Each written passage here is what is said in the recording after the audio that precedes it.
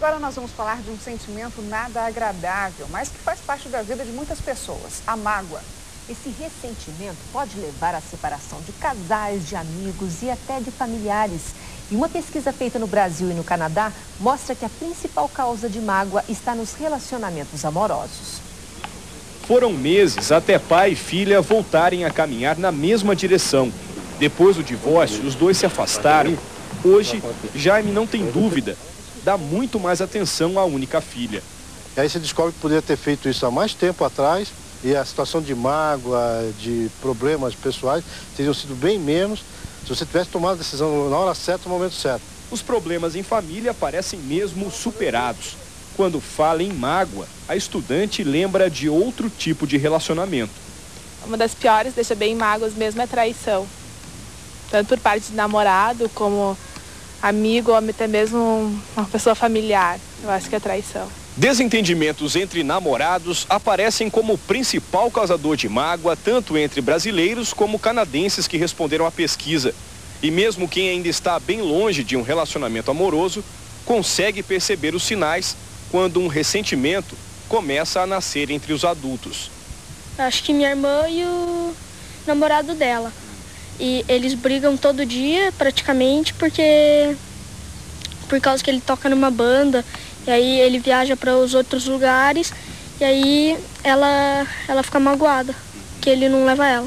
Na pesquisa, a figura do pai aparece em terceiro lugar como motivo de mágoas.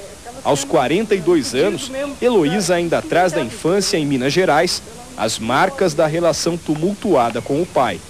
Eu, no caso, tenho mais duas irmãs. E uma delas morreu de câncer. Eu acho que esse câncer foi muito, assim, muita mágoa que ela guardou dentro dela. Também de problemas que ela teve também com meu pai, depois com o marido e tal. Então foi uma pessoa que não soube trabalhar isso e acabou, né? Acaba nisso mesmo, na doença e talvez levando até a morte mesmo. Para este psicanalista, o acúmulo de mágoa pode mesmo desencadear doenças. Mas há 32 anos na profissão, ele acredita que a cura da amargura está quase sempre dentro de nós mesmos. Se cada um de nós pensasse no seu lado, tomasse um pouquinho do tempo de sua vida para refletir e perguntar: quanto eu sou responsável disso que eu me queixo? Quantas amizades e casamentos se solucionariam dessa forma?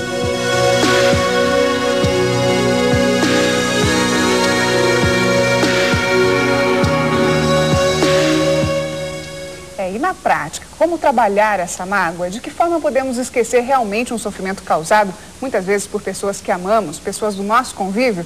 Nós convidamos o professor Marcelo Peruso, responsável pela pesquisa mostrada na reportagem. Boa tarde, professor. Boa tarde. Nós vimos o psicanalista falando que é preciso ver o lado do outro numa situação de conflito, né? Mas como entender uma pessoa que te faz sofrer? Na verdade, é quando a gente não entende, o principal mágoa está dentro da gente, a gente precisa nos perdoar. E esse auto-perdão é muito difícil, porque normalmente a gente prefere ver a nossa verdade e não a verdade do próximo. Isso acaba causando várias consequências e essa mágoa interna é muito perigosa. Como o próprio médico falou, isso pode causar uma dependência, uma agressão interna, e isso um estresse e pode até virar uma doença. Pois é, a gente até viu inclusive um exemplo na reportagem, aquela moça falando da irmã dela que ficou doente. Isso já é comprovado cientificamente? Isso, o Dr. Fred Luskin, dos Estados Unidos, fez uma pesquisa, ele é especialista em perdão e mágoa, e realmente está comprovado. Realmente, se você acaba somatizando essa mágoa, ela influencia diretamente no teu aspecto físico. Agora, o perdão que você acabou de falar tem a ver com idade? Porque a gente vê também muitas pessoas mais velhas e que morrem com rancor, né? Então, tem a ver com idade, essa maturidade? Olha, a pesquisa foi bem bacana, porque ela indicou assim, quanto mais maturidade, mais não se perdoa. Quanto mais imaturidade, você não tem capacidade de perdoar. Mas mesmo assim, a pessoa que menos magoou na pesquisa foram os avós. Mas foram indicados pelos netos. Então, veja, existem avós que efetivamente, apesar da sua experiência, da sua idade, não conseguem trabalhar de uma forma pertinente o perdão. Ou seja, isso também acaba atrapalhando. Ou seja, ela termina a sua fase, seu ciclo de vida, não de uma forma serena, tranquila, mas de uma forma com rancor. Isso é muito triste. Agora, é fácil perdoar? Existem motivos de mágoa que são mais difíceis de você degustar isso e perdoar com o tempo? Existe uma regra. Se você usar essa regra, você não precisa ficar preocupado com o nível da mágoa. perdoar jamais vai ser aceitar um fato. Se de repente você vê uma mãe perder um filho porque alguém matou esse filho, você jamais vai aceitar esse fato, e não deve. Você deve até buscar justiça, né, a justiça correta, mas você deve perdoar o assassino. Porque se você tiver um elo com esse assassino, o mal vai ficar com você o tempo todo. E bem na verdade, o que esse assassino vai perder? Talvez nada, mas você vai perder muito, porque talvez você precise ter outros filhos, tem sua família que ama você, e você precisa perdoar para viver em paz. Perdoar jamais será aceitar um fato. Se a gente entender isso, fica muito mais fácil. Esse ato é sublime do perdão. Fica muito mais fácil entender, né? Na pesquisa também aparece a relação entre pais e filhos, aparece o pai lá com uma pessoa que também magoa demais. Por que o pai, não a mãe? Qual que é a diferença, né, nesses comportamentos? Normalmente a pesquisa indicou assim, na maioria dos casos, os pais trabalham numa linha racional e as mães numa linha emocional.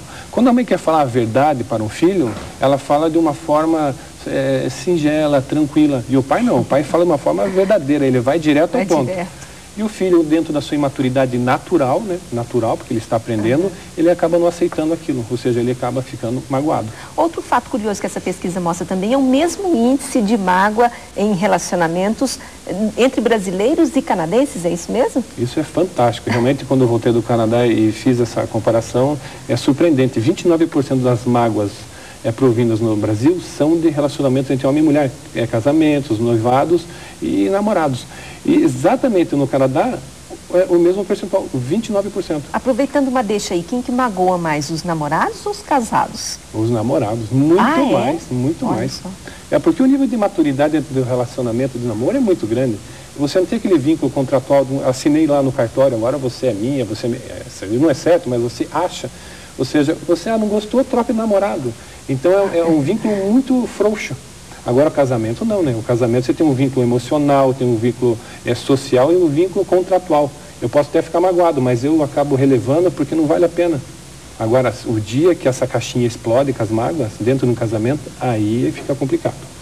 Porque daí não é a mágoa presente, é toda uma relação do passado que acaba aquela briga jogando, lembrando coisas do passado, daí fica muito difícil resgatar tudo isso. O bom é saber trabalhar tudo isso, né, Mira? Muito obrigada pela sua presença. Obrigada e uma boa tarde.